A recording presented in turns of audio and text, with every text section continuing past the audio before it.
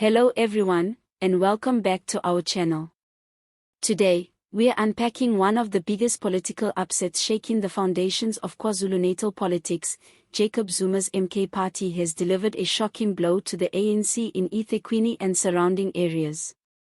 With the 2026 local government elections looming, the once dominant ANC is now scrambling to hold on to its traditional support base, as the MK Party surges ahead in key by-elections. Stay tuned as we break down the full story behind this massive shift, what it means for the ANC, and why Zuma's influence is once again rewriting South Africa's political script. So, what exactly happened? In a string of recent by-election victories, the MK Party, led by former President Jacob Zuma, has firmly planted its flag across KwaZulu-Natal, including in the powerhouse metro of eThekwini. This is no minor win. It's a seismic shift. The MKP snatched control in areas like Ward 110, a former DA stronghold, and Ward 18 in Mandeni, which had been a reliable ANC zone. The numbers don't lie.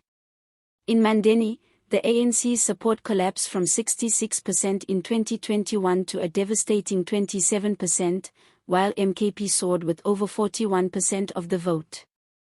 That's a dramatic turnaround by any standard. These gains come on top of earlier victories in areas like KwaDukuza and Richmond, boosting the MKP's presence to at least 6 council seats in KwaZulu-Natal and 1 in the northwest.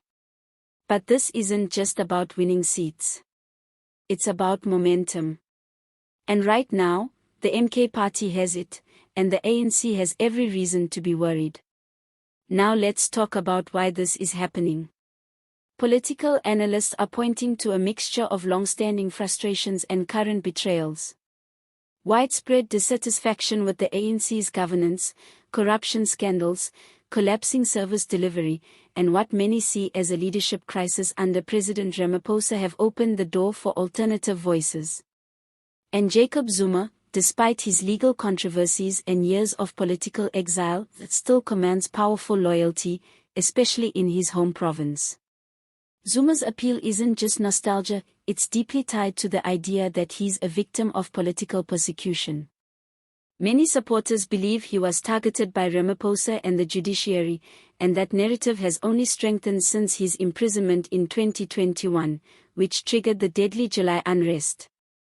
Among many in KZN, Zuma is seen as a defender of black economic empowerment and a man of the people, not a corrupt elite. That emotional and symbolic power is proving enough to shift voter behavior in his favor. According to KZN political analyst Sayabonga Ntambula, this phenomenon is called charismatic authority, and Zuma has it in spades. His image as a resilient, wrong leader fighting against a disconnected ANC has become the MK Party's strongest asset.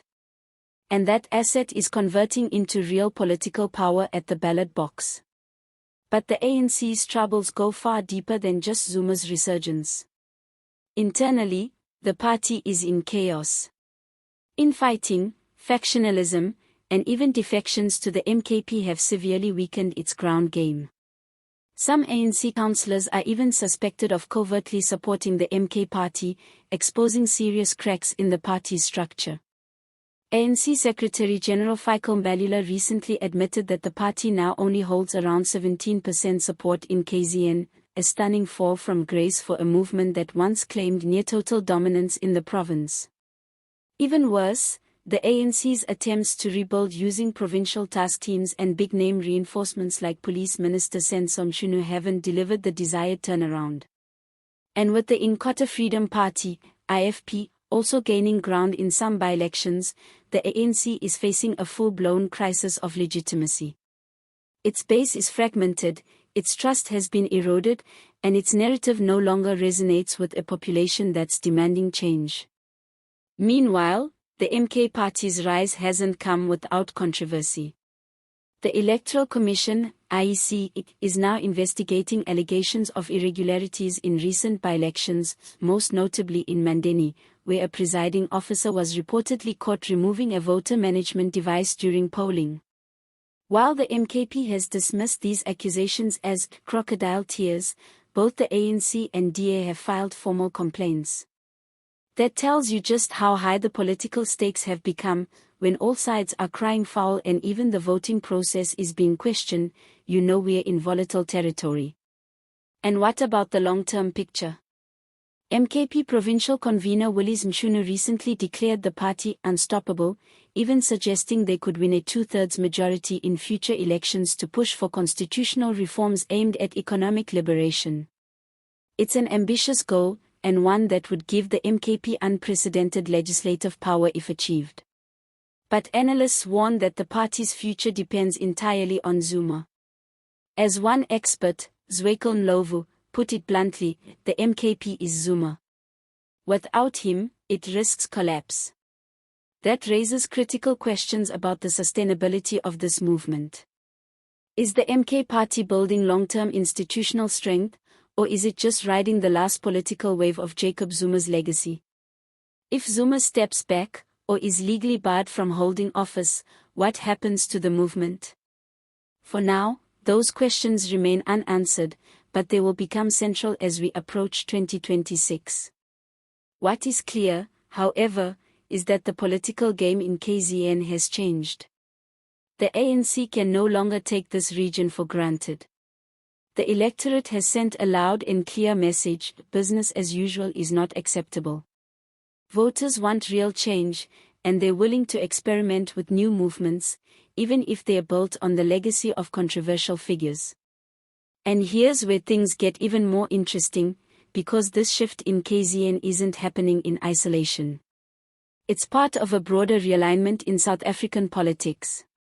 The alliance between the ANC and DA in the Government of National Unity has alienated a large portion of traditional ANC supporters, especially those who view the DA as fundamentally opposed to transformation.